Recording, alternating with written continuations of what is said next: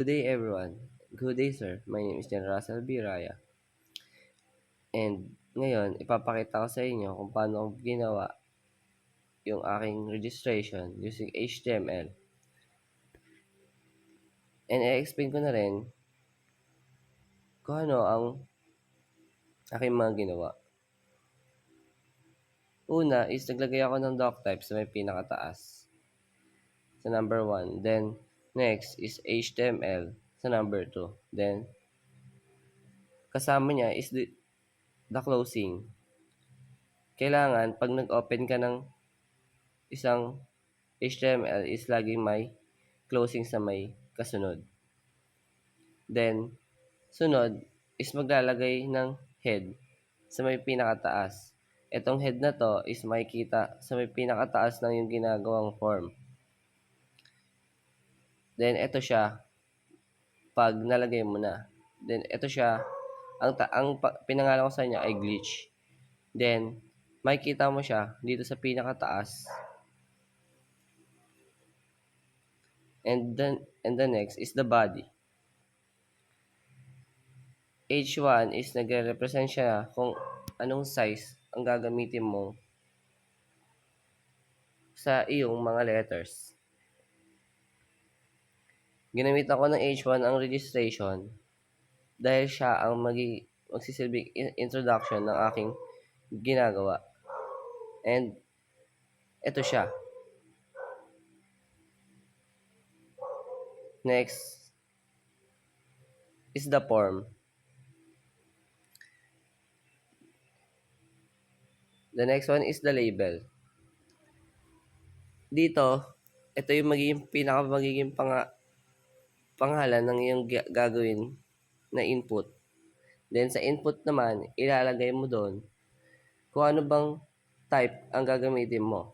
Halimbawa na lang ito, sa username ay ang ginamit ko po ay text. Dahil ilalagay mo kung ano ang username mo dun sa may ginagawa mong form. And testing natin siya. And nagpa-function siya ng maayos. Then next one is the password.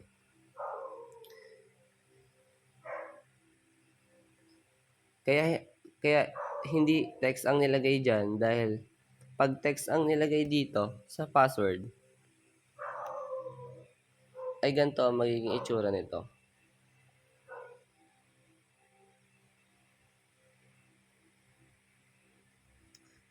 Makikita o ma-show ang iyong password.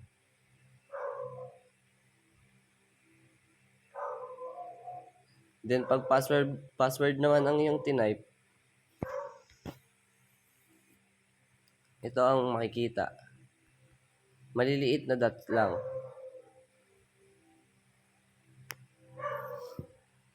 Then BR is nagre-represent siya ng parang space na which is makikita mo dito sa ginagawa natin.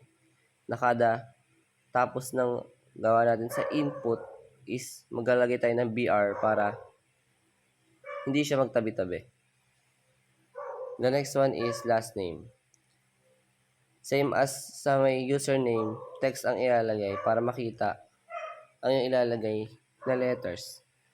Then sa first name, same lang as the last name. Then sa email address.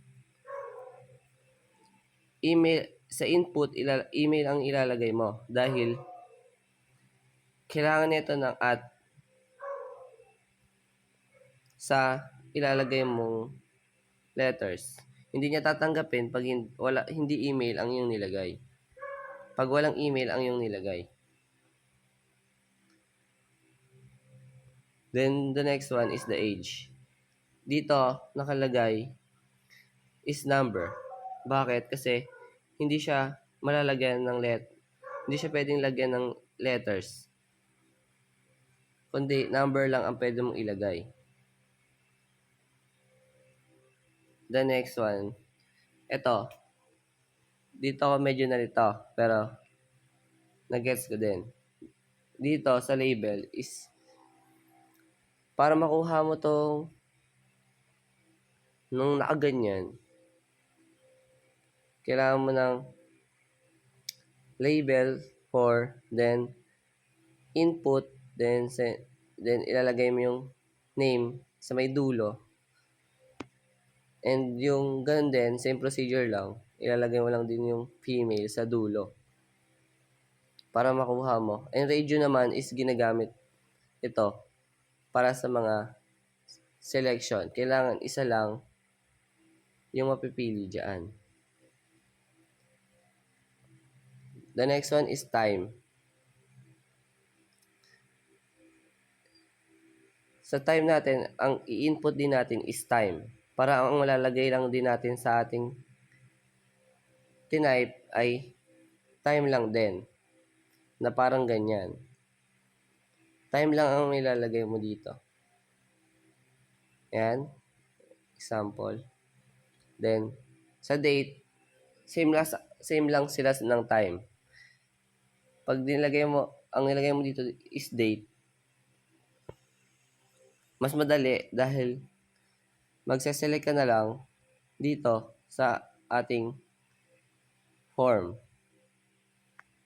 Kasi pag text ang nilagay mo dyan, mahihirapan ka pa.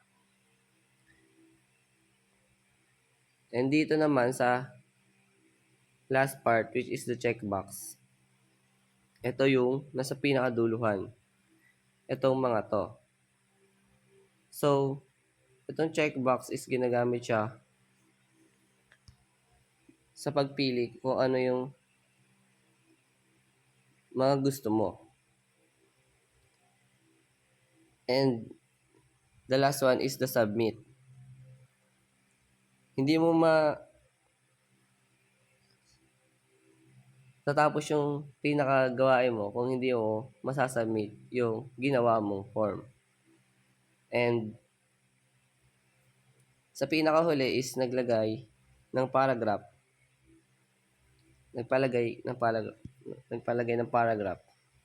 That's all, sir. Thank you.